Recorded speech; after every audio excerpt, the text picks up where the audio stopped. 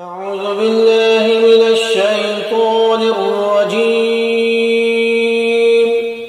بسم الله الرحمن الرحيم. إنا أعطيناك الكوثر.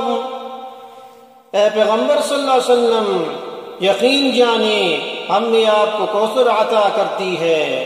کوثر کے لفظی معنی ہے بہت زیادہ بلہائی، اور کوثر جنت کی اس حوض کا بھی نام ہے جو حضور اقدس صلی اللہ علیہ وسلم کے تصرف میں دی جائے گی، اور آپ کی امت کے لوگ اس سے سیراب ہوں گے۔ حدیث میں ہے کہ اس حوض پر رکھے ہوئے برتن اتنے زیادہ تعداد میں ہیں کہ جتنے آسمان کے ستارے۔ یہاں یہ لفظ اگر بہت زیادہ بلہائی کے معنی میں لیا جائے تو اس بھلائی میں حوض کوثر بھی داخل ہے۔ فَصَلِّ لِرَبِّكَ وَانْحَرْ إِنَّ شَانِئَكَ هُوَ الْأَبْتَرُ۔ لہذا آپ اپنے پروردگار کی خوشنودی کے لیے نماز پڑھیں اور قربانی کریں۔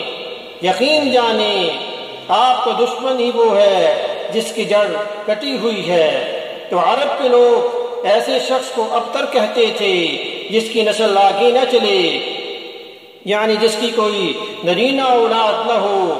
جب حضور اقدس صلی اللہ علیہ وسلم کے بیٹے کا انتقال ہوا تو آپ کے دشمنوں نے، جن میں عاص بن وائل پیش تھا، آپ کو یہ طعنہ دیا کہ معاذ اللہ آپ ابتر ہیں، آپ کی نسل نہیں چلے گی۔ اس کے جواب میں اس صورت میں فرمایا کہ آپ کو تو اللہ نے کوثر عطا فرمائی ہے، آپ کے مبارک ذکر اور آپ کے دین کو آگے چلانے والے تو بے شمار ہوں گے۔ ابتر تو آپ کا دشمن ہے جس کا مرنے کے بعد نام و نشان بھی نہیں رہے گا۔ چنانچہ ایسا ہی ہوا۔ حضور اکرم صلی اللہ علیہ وسلم کا تذکرہ اور آپ کی سیرت طیبہ تو الحمدللہ زندہ جاوید ہے، اور طعنے دینے والوں کو کوئی جانتا بھی نہیں، اگر کوئی ان کا ذکر کرتا بھی ہے تو برائی کے ساتھ کرتا ہے۔